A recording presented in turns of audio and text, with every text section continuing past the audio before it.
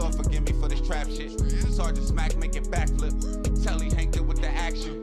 With the vital speaking Spanish. Frank Matthews how I vanish. Poof. Came back like I'm King Tut. Gold BBS is on a beamer. When Fat Cat was 10 queens up. Ball off the profit, not the re-up. Fly like Puerto Rican Jesus. Uptown like I'm Baby May. Just caught a touchdown from the bay. Good evening. It was a tragic weekend on the historic west side of town as 2 homicides took place in the same neighborhood. Thanks for joining us. I'm Denise Valdez. And I'm Brian Loftus. Both of those murders happening near MLK and Lake Mead. Madison Kimbrough spoke to a family member of one of the victims. Madison joins us live from Metro Police headquarters with those details. Metro Police confirming that both homicides are separate incidents, and while the ongoing violence in the area has caused some major grief within the West Side community. We're just here for support. I can't speak on what's going on or how it occurred. I'm just here for my dad. That was Patrice Russum, the stepdaughter of 54-year-old William Hill Jr. Hill lost his life Saturday afternoon when a man came up to him and his friends while they were outside and shot him multiple times. Hill later died at UMC. Hill's family hosting a candlelight vigil and balloon release, exclusively telling 8 News Now what type of man he was to the community. He didn't have an enemy nowhere. Everybody represented him. Everybody showed him love. He was a very good cook.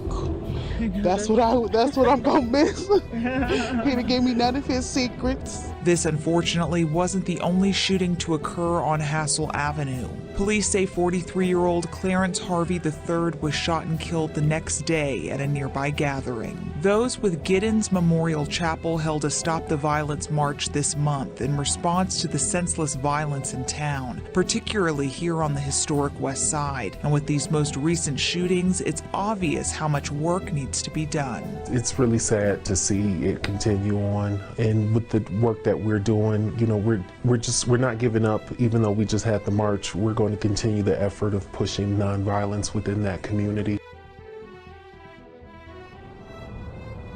Metro Police still looking for the suspect who killed William Hill Jr. Now, Hill is survived by his wife Angela, his 4 adult children, and several grandkids.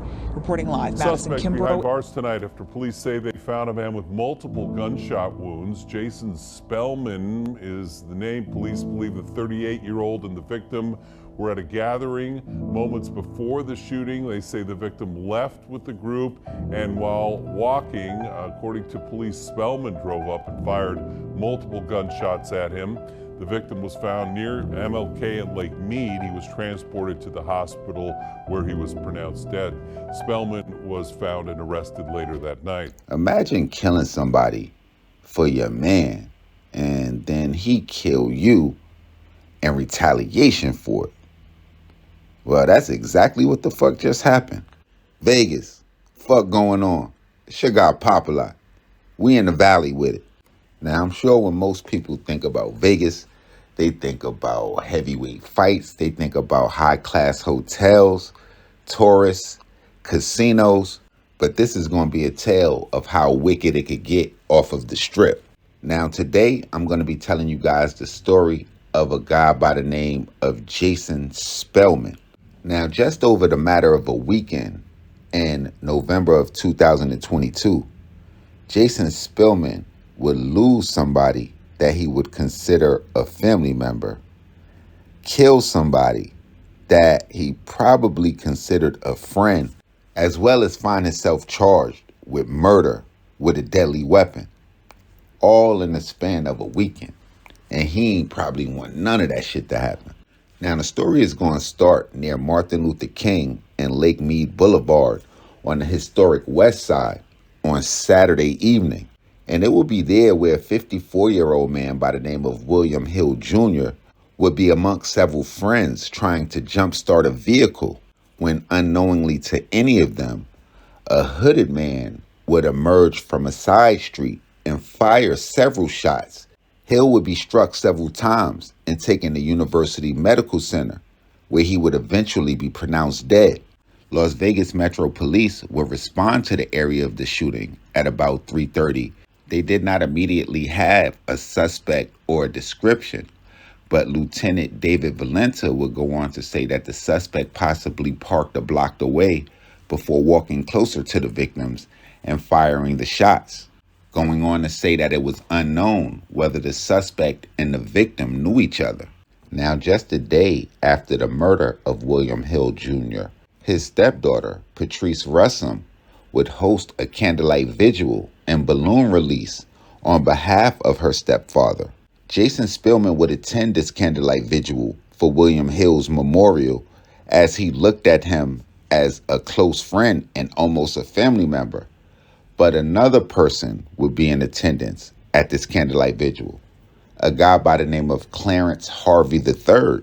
Now, not quite sure what the relationship was like between Jason Spellman and Clarence Harvey before this candlelight vigil, but it would be drastically different with something that Clarence Harvey would disclose to Jason Spellman during the memorial. Unfortunately for Clarence Harvey, he would disclose to Jason Spellman that he was the one responsible for the murder of the man whose memorial they was attending, William Hill Jr. And based on how this shit play out, he probably should have checked with bro first, because shortly after the memorial, at about 2:30 p.m., police will respond to a shooting near the 1200 block of Hassel Avenue, which is near Martin Luther King and Lake Mead Boulevards. Once on the scene, they will find 43-year-old Clarence Harvey shot on the sidewalk. He would also be taken to the hospital, where just like William Hill Jr., he would succumb to his bullet wounds. Police would investigate that Harvey would have been walking westbound on Hassel when a person in a Buick SUV would drive towards him and fire 2 rounds. That would cause Harvey to run down the streets before he was possibly struck by the vehicle. Harvey would attempt to get up and keep running before collapsing to the ground, when the driver of the SUV would turn the vehicle around, park, and fire one more time at Harvey while he was lying on the ground before driving away. Authorities would locate the vehicle, and after speaking to the owner, she would explain to the police that she lent the vehicle to someone she knew for about 20 minutes. The woman would become unresponsive, but they would already have enough information to name Jason Spellman as the person responsible for driving that SUV. In an interview with police, Jason Spellman would confess, telling detectives that Harvey showed up to the gathering, where he would admit to Spellman that he killed Hill on his behalf due to some business opportunities. Spellman would also tell the police that Harvey would say something to the effect that, "I'm already dead," before he would fire the last shot at him. Now, key takeaway: before you commit any violent act, any crime, anything that's going to land you in jail on behalf of somebody else, make sure that they cool with that shit first. Y'all make sure y'all hit the red subscribe and that bell right under this video so y'all know when it's real Trill Spill shit is dropping. Y'all get in the comment box. Y'all run it up. Let me know what city we need to go to, what stories we need to talk about, what gangsters we miss, what we got wrong. Y'all already know how to tap in with me, IG, Twitter, at POP_A_LOT. Hit that direct message. Tag me, at me. However y'all want to do it. I'm here for all this shit. Shit got Popalot. Whole lot of mob shit going on.